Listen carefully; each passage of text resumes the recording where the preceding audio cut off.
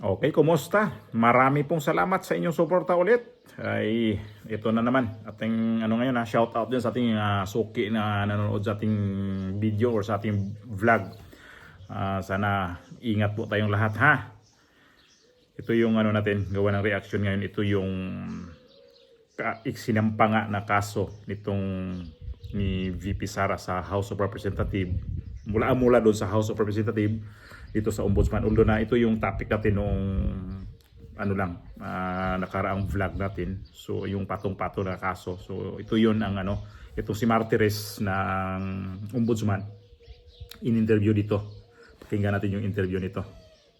Malaking issue po kahapon. Anong bang malaking Nagsalita issue, ang House of Representatives. Kasi ba binigyan ng 10 araw ng Office of the Ombudsman ang si Vice President Sara Duterte at yung mga co-accused niya doon sa kasong reklamong naihain sa Galing Office mo of to the sa Ombudsman. sa Ang sabi ng DZWB. Kamara, kasi doon sa sinilabas na statement, complainant daw ang Kamara. Okay. Pero ang sabi ng Kamara, sandali muna, wala kaming inihain na kaso o reklamo laban sa Vice Presidente. So, Ang talaga ginawa lang namin, sinubmit namin sa Ombudsman yung committee report ng House Committee on Good Government na nagsabi na nagkaroon ng maling paggamit ng pondong Office of the Vice President. Okay. So, Sige, paano kami so- naging complainant? Yan, Oo, ang linawin natin ngayon. Yan ang lilinawin natin Yes. paano pa hinahandle Inantok tuloy ako sa ombudsman. balita na to.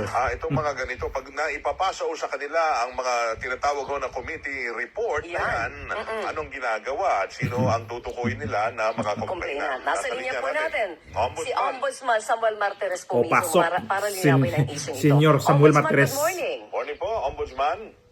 Magandang umaga, Joel. Magandang umaga, Weng. Una muna. Magandang umaga sa inyo mga tagapakinig. Sir, si Weng po ang Salamat. kasama ko. Double Double Weng Weng kami muna tayo. ngayon. Good morning. double Weng pa. Yes. Weng Weng Salvacion. Weng. Good morning. Okay. Pareho ang boses eh. Oo Ay, nga, oo, gaganda ng boss. ay. Ombudsman, linawin na nga natin ito.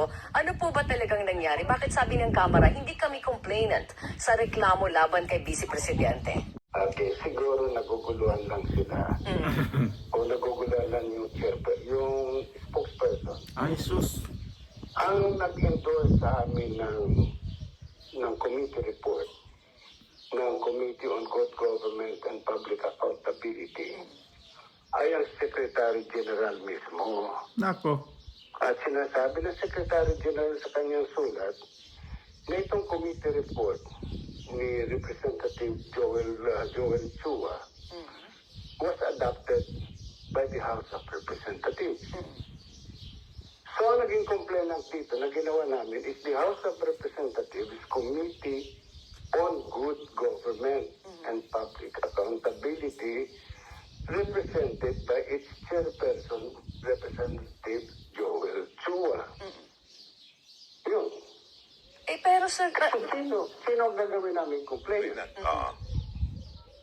Pero sa mga nakaraan, kung meron akong ganitong kapareho na meron bang mga naisusubiting committee report, automatic, kung saan galing ang committee report, sila ang complainant. Eksakto.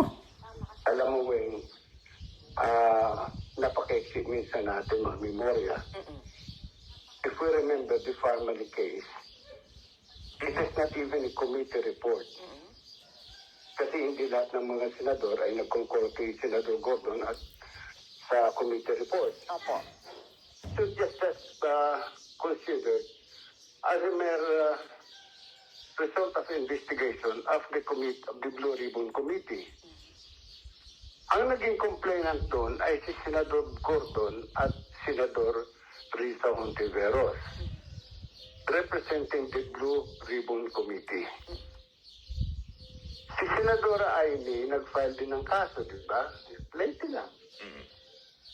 Sinong complainant doon? Yung Senate Committee on Siyempre, Foreign nag-endorse. Relations represented by Amy Marcos. Eh dito, sino magiging complainant? Alam ka naman kami yung complainant, hindi kami ang naging titigan ng kaso. Oo, kasi ang laman ho ng kung ano man naisumiting report ay nanggaling sa kanilang grupo. Sa kanilang Nang galing mo sa kanila, Lumabas ang pagkataray ni Samuel Martires. Detalyado ang offenses that were allegedly committed by the Vice President and some of the employees or officers of the DepEd and the Office of the Vice President. Ombudsman, Detalyado yun eh. opo. Ombudsman, hindi ba, bakang inaakala po nila, ang palagay nila, sinabmit na namin yung committee report. motu proprio, magsasagawa o kusa, voluntarily, on your own, gagawa kayo na sarili ng investigation para yun, yun yun, lang yun. ibibigay ng committee report. Hindi po ganun ang kalakaran. Hindi ho. Hindi ho. Hindi ho yung ganun ang kalakaran. That committee report immediately was treated just like any other report of the Senate or the House of Representatives was treated as a complaint. Nung nag-imbestiga, nung Okay. sinimulan po ninyo imbestigahan ito, Ombudsman, o kaya iproseso, magpadala na ng mga summon at saka mga notices para mag-file ng kanilang counter dito sa reklamo o kaya itong kopya ng committee report. Hindi po malinaw sa Kamara yon na ito yung process. Baka po kaya sila nalito.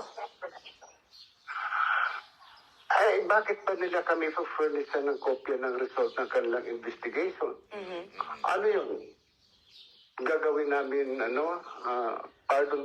pardon the word, pero ano yun, gagawin namin scratch paper? Ano yun? Opo. Parang, We're not even a part of that investigation of the House of Representatives. Kanya hindi, Ito naman kasing Kamara, itong yung House of Representatives, ginawang tanga itong ombudsman. So sige, gawin natin tong report na to, i-endorse natin to papunta sa opisina ng ombudsman. Bahala ng ombudsman diyan, wala basta importante nito, hugas kamay tayo dito, wala tayong nito na ini-endorse na reklamo sa Vice Presidente. Itong committee report nila, ito ho yung report nila nung panahon no yung sa itong sa ginagawa nilang pagtatanong doon sa OVP at saka sa DepEd, yung mga ginagastos nga. Ito yung panahon pa ng yung nanghihingi ng budget yung Vice Presidente. So ngayon lang nila in-endorse. Ito yung salamat sa nag-comment kanina doon sa sa comment na ginawa ng may ba sinabi mabanggit dito kanina. Mabanggit ito mamaya kasi napanood ko tong video na tong buo. So maraming salamat sa inyo kasi po sir talagang tama ho yung sinabi nyo. Although may reply ako doon sa kanya comment kasi napakagandang comment niya ginawa niya noon. kanya hindi kami dapat furnishan ng kopya. okay. Para bang sa pagkakaintindi namin, mga ordinary, hindi naman tayo masyado eksperto dyan talaga. Para bang Eksakto. kayo ay parang somehow ay parang hindi pa korte, parang kayo ay namamagitan sa dalawang partido, pero hindi kayo ang haharap para akusahan ang inaakusahang partido. Hindi dapat may magre-represent dito sa Kamara or sa komite na nag-file ho niyan. Wala naman ho kaming pinagkaiba sa piskalya, sa Public Prosecutor's Office ng Department of Justice. Pag nag-file ka ng reklamo sa Prosecutor's Office, ikaw ang nagreklamo, hindi yung piskal. Eksakto. Pero pag sinay ng piskal, yung reklamo, nakita niya may katotohanan, financial gado, ang nagreklamo doon ay hindi na yung complainant, kung hindi ang people of the Philippines. Doon po sa nangyari, Okay. halimbawa sa Yun. Senado Ombudsman, yung kay Gordon, kay Rizon Tiveros, senators, at saka yung kay Senator Amy Marcos, wala po silang naging reklamo na katulad na sa House of Representatives nung ginawa niyo silang complainant doon sa mga naihain na committee report sa inyo. Wala naman ho, wala ho kung narinig na kahit bulong galing kay Senador Gordon na bakit mo ko ginawang complainant? Okay. Okay. Ombudsman, ganito po. Dahil nagkaroon ng ganitong pahayag ang mga leader ng Kamara na hindi kami complainant, wala kaming inihain na reklamo laban sa Vice Presidente sa Ombudsman, paano na po magiging treatment noong hawak ninyong investigasyon? Ito ba'y magpapahina kasi wala na po yung tumatayong sinasabing complainant? At paano magtutuloy-tuloy ba yung inyong investigasyon sa Vice Presidente dahil po sa kabila po nito? Pero nagpadala na kayo Kaya nga, so yun ang tanong tutuloy pa rin po ba ang investigasyon? Tutuloy na kami ng investigasyon dahil para binigyan kami ng kopya ng report of investigation. Kaya nga humingi ng 10 days, di ba, na sagot itong ombudsman kay VP Sara. Cooperate sa amin, we might be forced, mapipilitan kami, gamitin yung aming powers to cite them in contempt. Ala! Hindi ko kami nagbibiro. Trabaho ko ito na binigay Oh, sa amin. contempt ng si ano, taong si bayan. Jo- Trabaho ito na binigay Joel sa amin Chua. ng konstitusyon. Sino po ang isa Ano, sa inyo? bibigyan mo kami ng sulat? Opo. Bibigyan mo kami ng sulat? Dinireklamo mo isang barangay captain? Ano, babasahin lang namin? Si Joel Chua. Hindi, linawin ko lang. Sino Sino daw po isa-citing niyo in contempt? Ayun. Aba, di kung sino ho yung ayaw Kasi this is a committee report represented by Representative Joel Chua. Aha. So we will ask Joel Chua once the Vice President or any of the respondents there will file their counter affidavit, we will ask the committee kung gusto nila mag-file ng reply. Kung hindi, it will be submitted now for resolution by the Office of the Ombudsman. At Ngayon, kung ayaw na mag-file ng reply, we will consider them deemed waived. oo, wait Ngayon, na pag yung... sinabi na, ay, hindi naman kayo nag-file sa inyo, if they insist on doing that, ay siguro naman, hindi ho ako I am not threatening them, siguro naman, ano to, hindi na siguro magandang relasyon ito between the House of Representatives and the Office of the Ombudsman na ayaw namin mayari. Eksakto. Ayun na. Kasi nga ito naman kasing opisina ng ni Joel Chua. Ito nga yung yung committee niyang hawak. Ito nga yung nag-endorse nitong sa kaso ni VP Sara sa Ombudsman. So ang problema lang niyan, hindi nila aminin na sila ang nagbigay parang di nila nag-endorse sila na kasuhan nyo to si VP Sara. So anong saysay nga naman noong papel na yon, yung mga na imbestigahan nila na in-endorse nila sa ombudsman na walang kaso. Ibig sabihin nun, in-endorse nyo dito sa ombudsman, ibig sabihin nito, kakasuhan, imbestigahan itong si VP Sara. Ang problema kasi nito, itong si Chua at saka itong Secretary General. So lintik sila nito ni Martin Romualdez. Bulabog sila ni Martin Romualdez nito kasi parang, ang kasi nito, may impeachment na nga, tapos dito ombudsman na naman. Ay nako na naman. Ang gulo. Dito nga ako kahapon bigla ko na paisip yun. Ang gulo naman ito. May ombudsman tapos mayroon pang impeachment tapos mayroon pang doon sa may DOJ.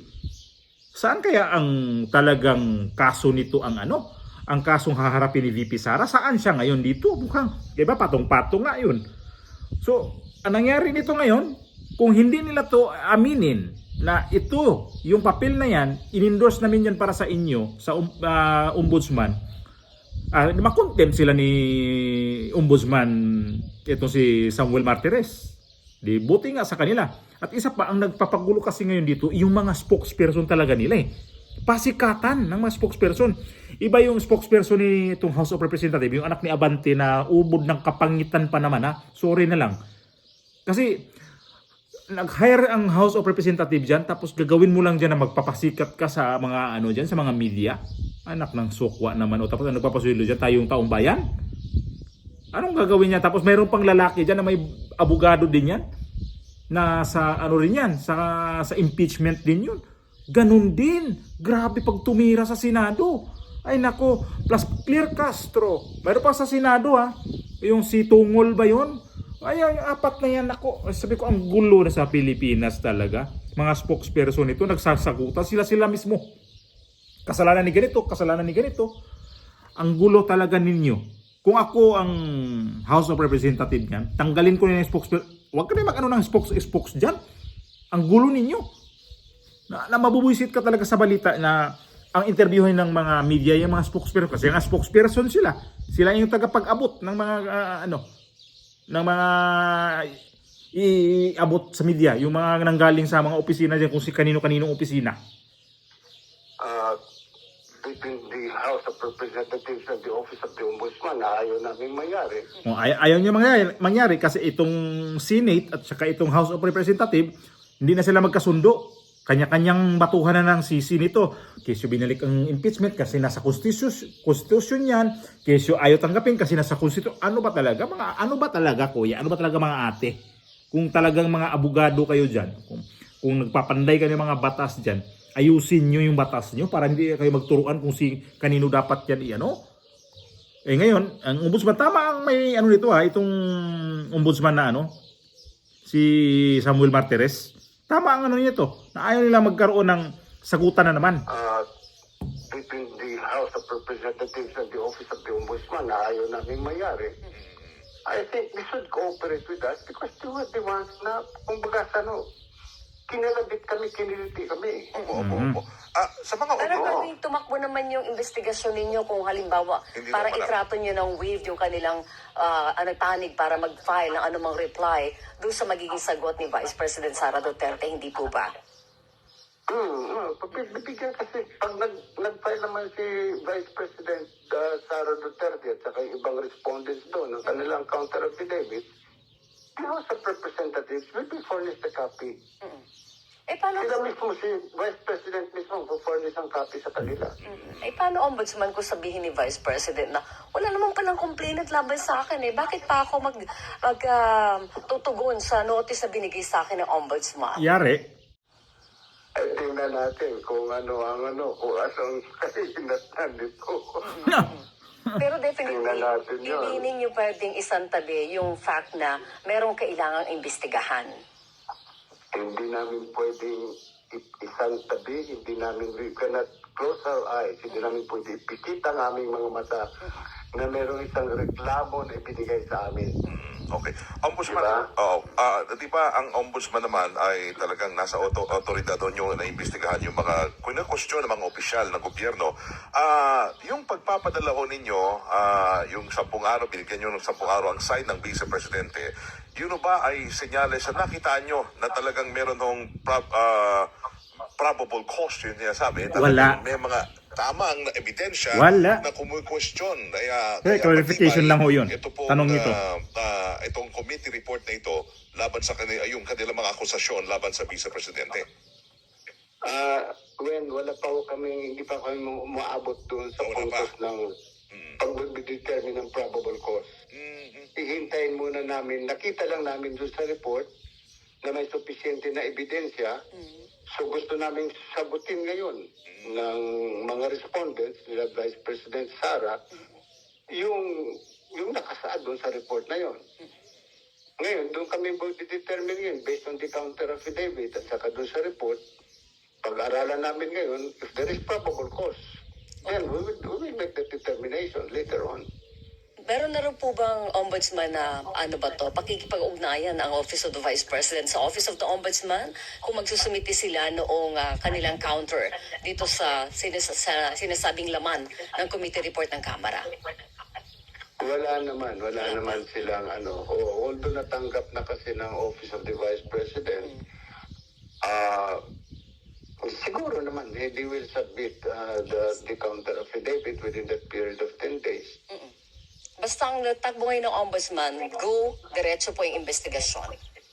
Diretso ang aming investigasyon. Mag-aantay ng reply. Ng reply, Pero pag halimbawa po nag-submit na within 10 days si VP, ilang araw naman ang Kamara meron to reply?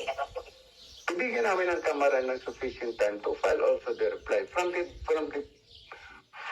time that they receive a copy of the counter affidavit of the Vice President. Okay. So ito 'yon ang sagot naman nito sa House of Representatives, itong spokesperson nilang itong ubod ng kaswangit nitong princess. Ang ganda-ganda ng pangalan pero yung mukha na hindi pang prinsesa. Ay nako. Sorry na lang. Would you find it suspicious that the Ito. Ombudsman will identify the House as a complainant? Bakit nga, di ba? Pero again, ang sasagutin ko lang sa inyo, yung factual na meron ako. Ito 'yon. Ito yung na Tanong na yan, tatanungin ko din. Hindi ang House of Representatives ang naghain ng mga reklamo laban kay Vice President Sara Duterte sa Office of the Ombudsman. Samantalang galing kay Kaugnay Joel ng umano'y maling Chua. paggamit sa confidential funds ng kanyang tanggapan at Department of Education nang ito pa ang kalihim nito. Binigyan din ito ni Attorney Princess Abante, tagapagsalita ng House of Representatives. Ito ay matapos lumabas ang direktiba ng Ombudsman sa Office of the Vice President at mga isinasangkot na kawani ni VP Sara at DepEd kung saan pinaghahain maghain ng mga ito ng counter affidavit at iba pang supporting documents kaugnay ng mga aligasyon laban sa kanila. Sa direktiba, ang House of Representatives Committee on Good Government and Public Accountability ang complainant. Pero ang ipinadala ng Kamara sa Ombudsman at iba pang ahensya ng pamahalaan ay kopya ng committee report ng House panel kaugnay ng isinagawa nitong legislative sinabi niya. inquiry sa utilization ng confidential funds ng OVP at DepEd. Nakasaad sa committee report ang rekomendasyong maghain ng kaukulang criminal, civil at administrative cases laban kay VP Sara at ilang mga kawani nito. So, it appears that the That Ombudsman acted upon the recommendation of the committee.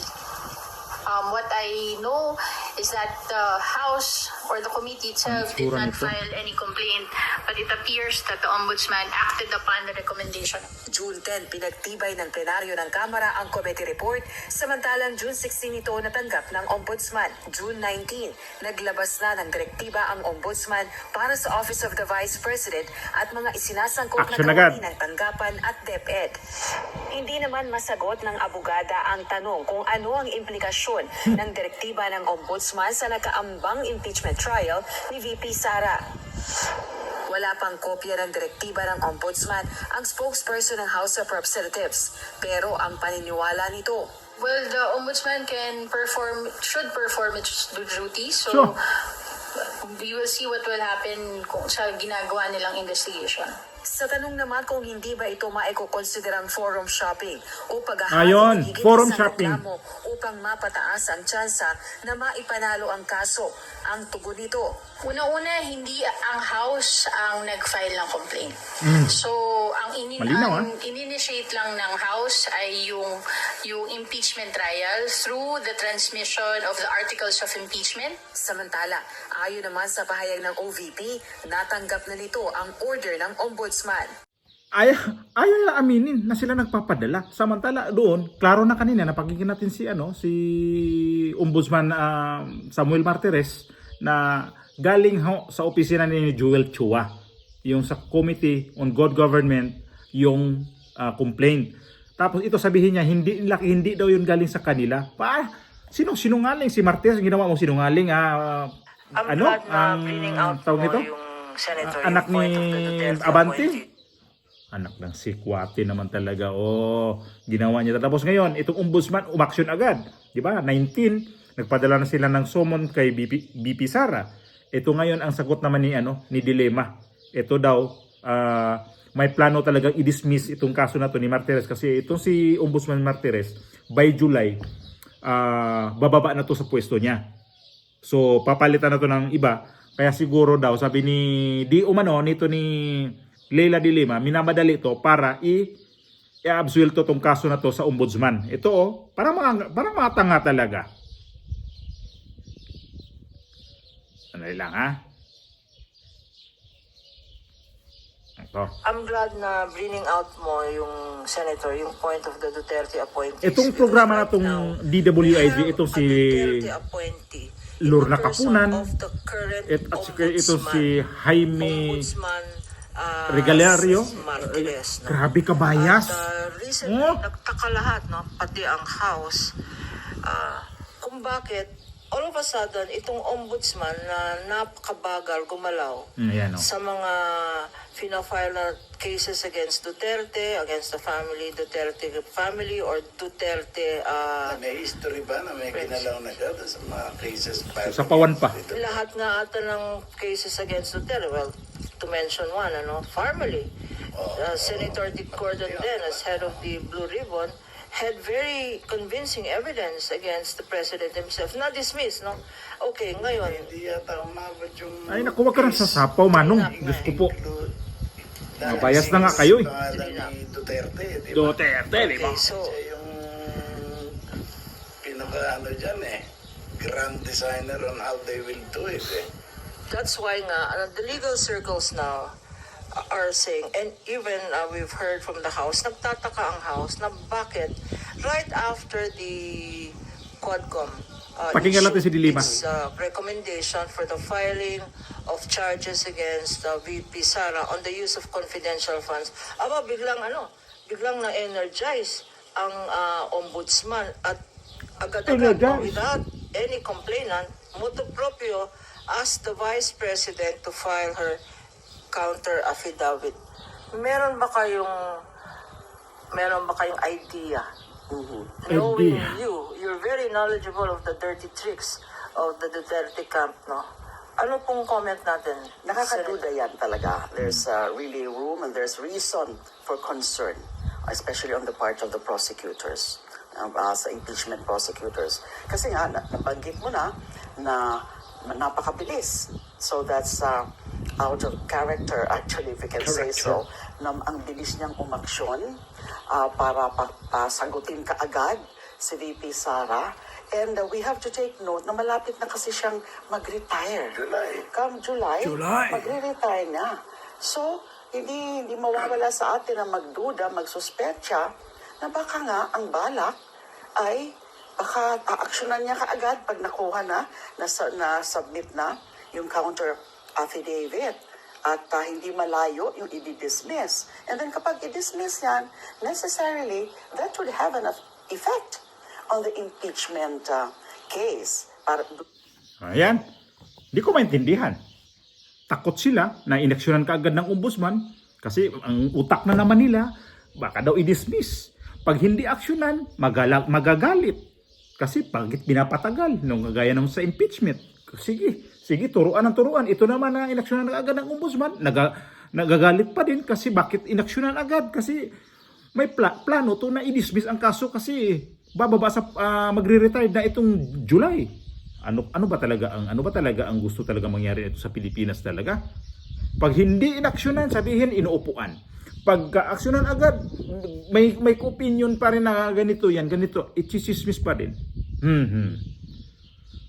Naman Saan tayo pupunta nito, Pilipinas? Lahat na ba talagang issue ngayon? Ko na talaga maintindihan sa Pilipinas. Nakakabubo na. Mga professional nga dyan, mga bubo na mga abogado nga dyan, di na nga nila alam kung ano talaga ang totoong batas Totoo ba o hindi? Bangayan batas, bangayan doon, bangayan dito dahil sa batas nito unconstitutional. Ang isa naman, ito kay nagawa niyo yan, labag sa batas yan, labag sa ay nako naman, puro konstitusyon ang pinagano yan. Pero kapag hinuli natin si Pangulong Duterte, wala naman silang mga bulta-bulta ng ganun. Basta straight na, okay yun. Hindi yun unconstitutional. Pagka gumaganti na matinding ganti, ayan na, ang daming mga para bang pagalingan kung sino magaling na abogado, pero mga bubo naman. Ang daming mga abogadong bubo pala. Hindi lang alam talaga kung anong batas. Nag-aral pa kayo ng abogado kung wala pala kayong alam. Kami nga hindi kami nag-aral ng abogado. Hirap ng intindihin kayo pa pala ng abogado, di rin pala kayo nakaintindi. Animal kayo. Pweh!